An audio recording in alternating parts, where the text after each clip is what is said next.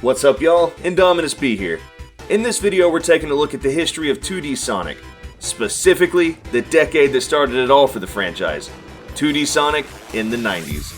And even more specifically, the side-scrolling speed-based platforms the series is known for. So no puzzle, party, or other spin-off games that don't fit this description.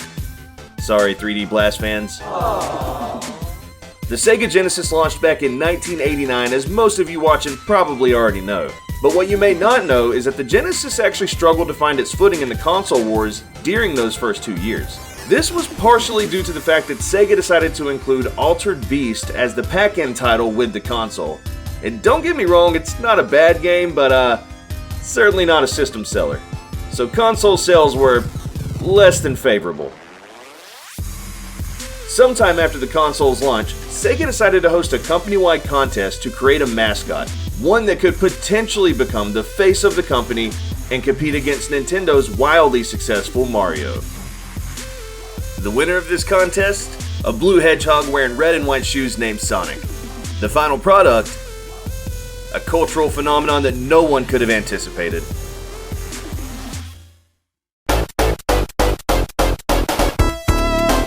Sonic the Hedgehog sped onto the Sega Genesis in June of 1991 and took the gaming world by storm. Sonic would spawn a world that started with the game and would go on to include merchandise, toys, TV shows, and even comic books. It would even become the main pack-in title with the Genesis, despite pushback from Sega's Japanese board of directors. Then Sega of America's president, Tom Kalinske, went through with making Sonic the pack-in game with the Sega Genesis, and this would prove to be the right decision. Sonic's success was instant and long-lasting, still going strong to this day. Sonic the Hedgehog was designed with speed in mind, and gameplay that would reflect this. Platformers at the time were built around precise jumping and timing, such as the Super Mario series. Sega shook this formula up by making Sonic, nicknamed the Blue Blur, all about running as fast as possible from beginning to end of each level, with a boss fight during Act 3 of each zone.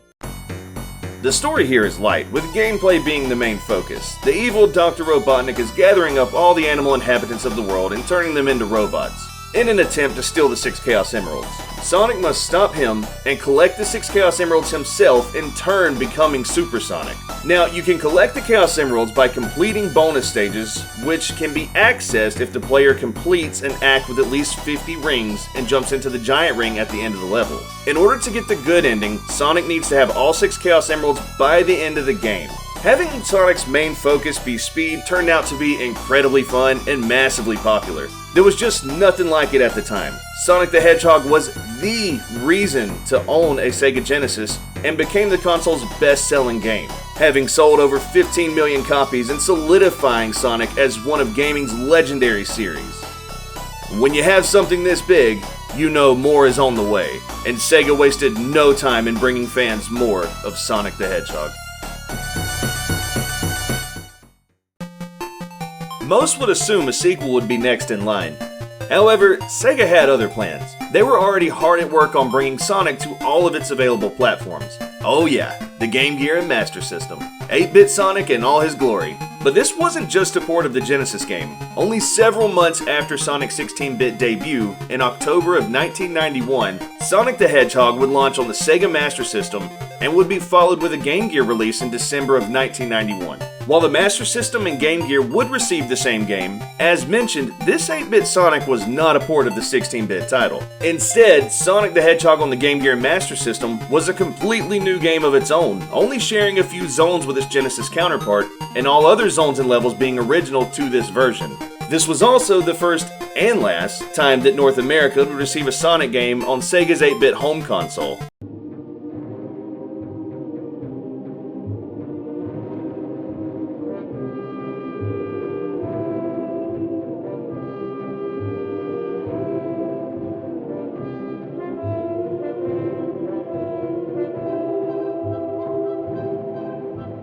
Being on significantly weaker hardware compared to the Genesis, there's some obvious cutbacks here you would expect, such as the graphics. Sonic, while not as fast, is still moving fast here, and you'll see a little less enemies per stage. Other than that though, Sonic the Hedgehog for the Sega Master System and Game Gear is a fun game. Sega didn't change the formula here or throw any curveballs at us. What we have here is the same speed-based platforming you would get from the Genesis title. I understand newer gamers have trouble sometimes getting into older 8-bit titles, but if you're a fan of the classic Sonic style, then there is a lot of fun to be had here. While it's technically a different game, the story here is the same as on Genesis. You're racing through each level, saving all the animals Robotnik has turned into robots. I need to point out one difference between the Master System and Game Gear, and that is screen size. Well, obviously. Due to the smaller screen on the handheld, the sides of the screen are cut off, making your field of view much shorter.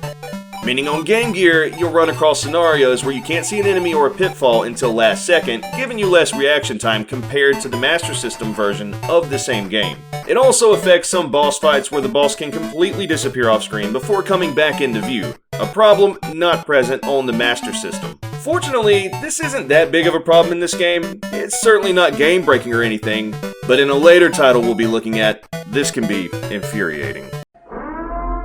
Oh yeah, we're gonna get to you. Just you wait.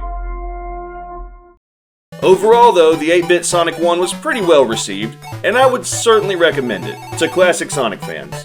Between the two 8-bit versions, I recommend playing the Master System version for the bigger screen and wider field of view.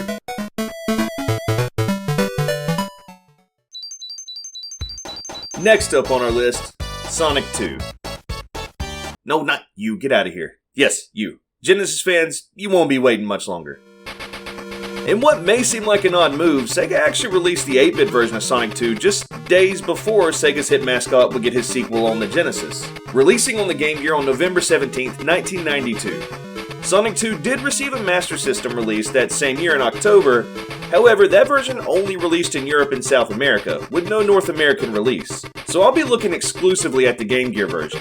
Sonic 2, like its predecessor, is its own game entirely, but this time around doesn't share any zones with its hit Genesis game that would launch just 7 days later. In fact, Sonic 2 was even developed by a different team than Sonic the Hedgehog's first 8-bit title, and it's been stated by people who worked on the Genesis version that the development team had little to no contact with Aspect, the devs working on the 8-bit Sonic 2. The gameplay here? Well, it's what you would expect. The player controls Sonic racing through levels to free the animals Dr. Robotnik has turned into robots. The main goal here is to collect all the Chaos Emeralds, which are hidden in Act 2 of each zone. Most people, when playing through classic Sonic titles, don't usually get all the Chaos Emeralds. It can be a difficult task, and for most players, it's just as rewarding enough to finish the game. It's usually not necessary to become Supersonic anyways, unless you just want the good ending. But in Sonic 2 for the Game Gear, the stakes are, raised a bit. You see, your actual main goal here is to save Sonic's buddy Tails, who's been kidnapped by Dr. Robotnik. You can only do this by collecting all of the Chaos Emeralds. If you don't, well, this is the ending you're gonna get.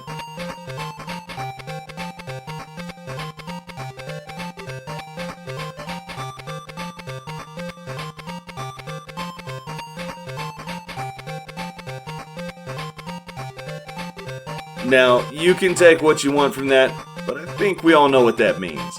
I want to touch on presentation here for a second. Sonic 2 on Game Gear caught my attention pretty quickly by the fact that the first zone of the game is underground, with minecarts you ride in, spikes falling from the ceiling, and lava pits you have to avoid. This is quite different than your usual colorful grassy hillside zone Sonic games usually start you in. And when you get to the second zone, you're hit with another unusual sight. This zone is colorful and grassy at first, but then you find yourself having to traverse with a hang glider.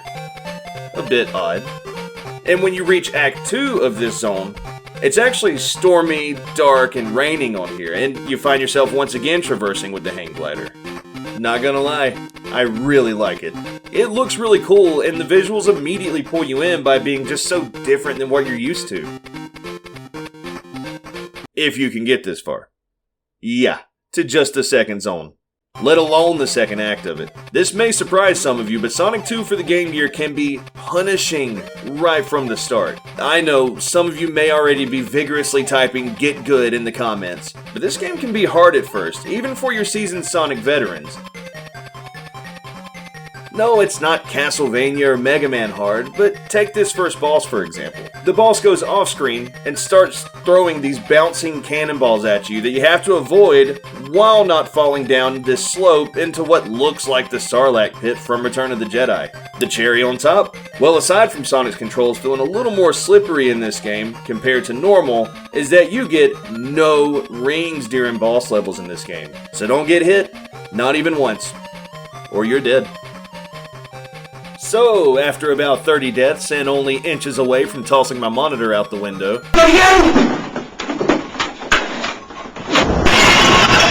I finally beat it and made it to Zone 2. The same zone that I was just singing the praises of a moment ago. But then you get to the hang glider part, and for the life of me, I just couldn't get the hang of these controls here. At least not until my total death toll had to be pushing 50. Yeah, I meant it. This game can be punishing.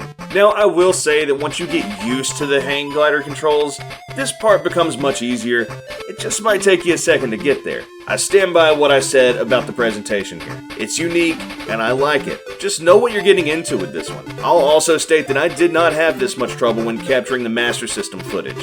In fact, I managed to get through the first boss on the first try. It may have something to do with the bigger screen or field of view, but it probably has more to do with the fact that I cut my teeth and patience on the Game Gear version first. Sonic 2's 8-bit outing was praised by both fans and critics, and was the perfect appetizer to the main entree that was only 7 days away.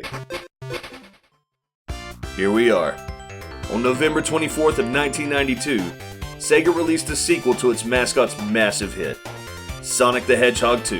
Excitement was through the roof, and Sega's marketing team knew it, dubbing launch day as Sonic Tuesday. Expectations were high, and Sega did not disappoint. But let's take a step back real quick though and give a little background on development. The first Sonic game was created by a small team, led by programmer Yuji Naka, artist Naoto Oshima, and designer Hirokazu Yasuhara. These guys would become known as Sonic Team. Sometime after Sonic's release, Yuji Naka would leave Sega due to being dissatisfied with the company. During the time between Sonic 1 and Sonic 2, the Sega Technical Institute was formed, a development team based in the United States and led by Mark Cerny. Yeah, the same Mark Cerny behind the development of multiple PlayStation consoles like the PS4, Vita, and PlayStation 5. This guy's been around for a while. You should look him up sometime. So anyways, the Sega Technical Institute, or STI for short, was created to help gear games towards an American market using a blend of American and Japanese developers.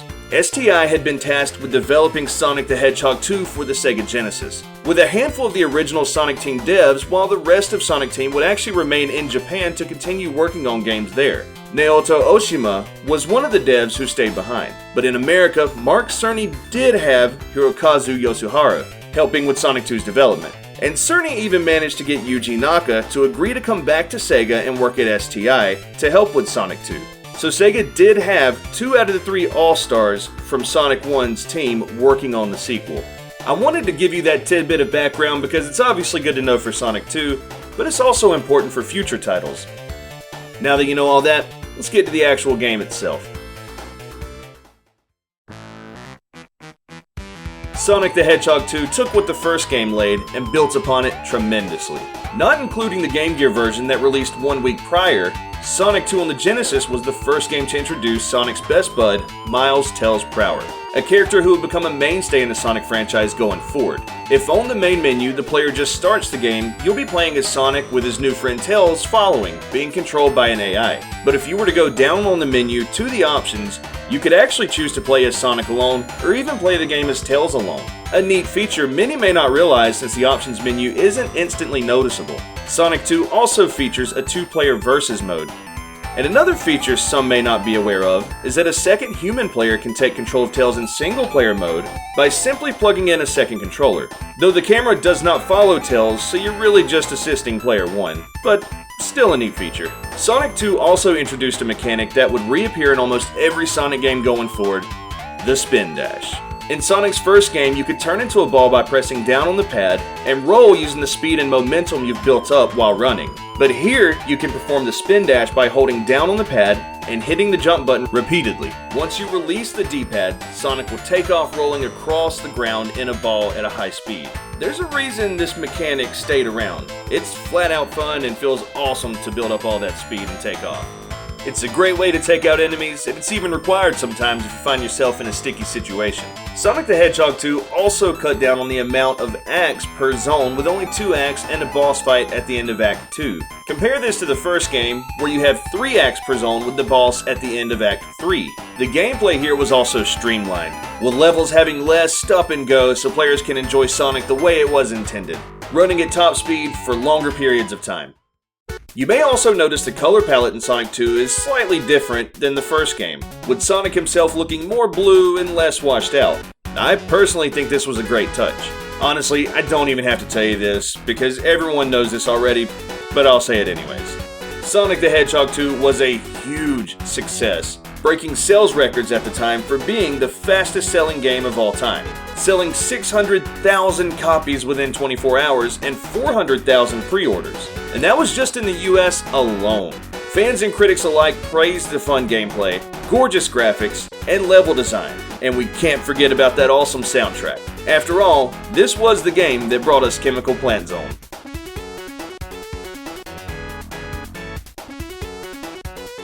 Sonic 2 sealed the deal. This franchise was here to stay, and the future of the series was looking bright.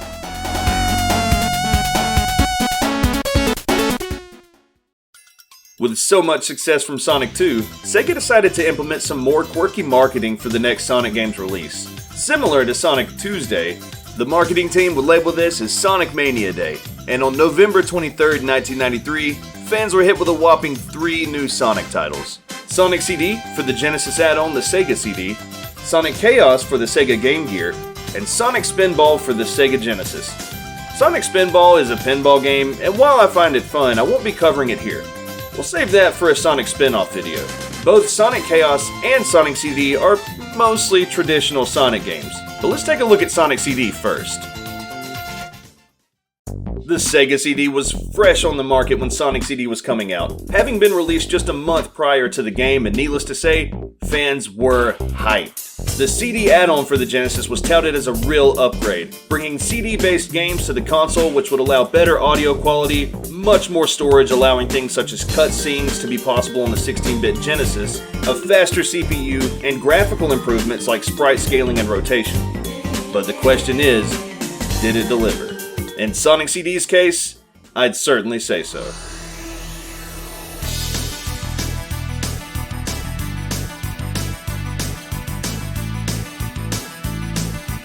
When you turn the game on, you're introduced to this awesome animation, giving a little bit of background to the game's story. I have to mention, I did not own a copy of Sonic CD back when it was new, but I have fond memories of 10-year-old me and my younger brother watching this opening cutscene over and over and over on the Sonic Mega Collection for the Nintendo GameCube. I mean, how could you not? The song playing in that opening animation is an absolute banger. Remember how the Sonic Team devs were split during Sonic 2's development, with some heading to North America to work at STI on Sonic 2 and others staying in Japan? Well, Sonic CD was developed by the members who stayed back in Japan. This actually could be the reason why things like the Spin Dash look and control so differently when compared to Sonic 2, which launched a year prior to Sonic CD. The Spin Dash here has Sonic in a circle, not like the oval shape he takes on when doing this in Sonic 2 and other Genesis Sonic games that would follow after CD.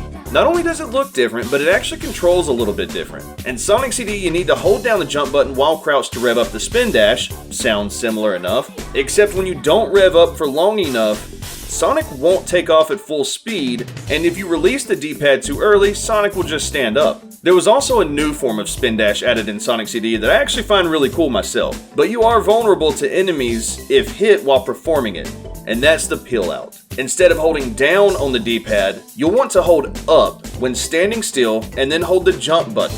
Sonic will begin revving up while standing, making Sonic run in place. You'll notice his legs running in a figure 8 instead of the traditional circle. Aside from the peel out, the figure 8 running animation is new here as well, and is also achieved by running full speed. For the most part, Sonic CD plays like other traditional Sonic titles. I say for the most part because there is one thing that makes Sonic CD's gameplay a little different than the Blue Blur's other 16-bit titles.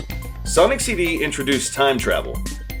By running through these signs that read either future or past, and keeping a high enough speed for so long, Sonic will be sent either forward or backward in time depending on the sign you ran past. In the future, the world is littered with traps and enemies since it's a future in which Robotnik has taken over. The player is supposed to travel to the past in each zone and destroy a hidden transporter where enemies spawn, in turn creating a good future for that zone. You'll need to do this for each zone to get the good ending. But alternatively, if the player finishes a level with 50 rings, you can access a bonus stage where you destroy UFOs to get a time stone. If Sonic manages to collect all 7 time stones, you will create a good future in each zone and receive the good ending. I guess this would have made a little more sense if I had explained the story some, huh? You see, once a year, a small planet, appropriately named Little Planet, appears. But this year, Robotnik has chained Little Planet to a mountain and plans to use the time stones it possesses to make his own fortress. Sonic CD was actually the first game to introduce 2 fan-favorite characters, the villain Metal Sonic,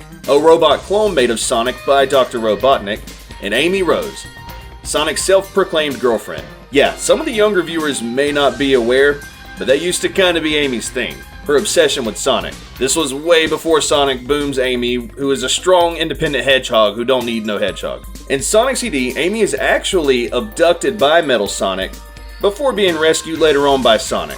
Sonic CD did release to critical acclaim, with people praising its visuals and music. Some reviews at the time felt it didn't really push the Sega CD hardware to its limits, which is probably true, but none felt that this took away from the experience. Sonic CD is definitely a unique entry in the series, and due to it being re-released on the Sonic Origins collection, it's now more accessible than ever. With unique gameplay twists, great visuals, and an awesome soundtrack, I believe it's 100% worth the play. Alright y'all, that is going to do it for this video. Thank you so much for watching, and if you enjoyed, make sure to drop a like and subscribe for future content. I have part 2 on the way, rounding out 2D Sonic in the 90s, so make sure to stick around for that. If you're hankering for some more Sonic content, maybe check out this video. Or if you're looking for something else entirely, maybe check out one of the other 3 on screen. Until next time, Indominus out.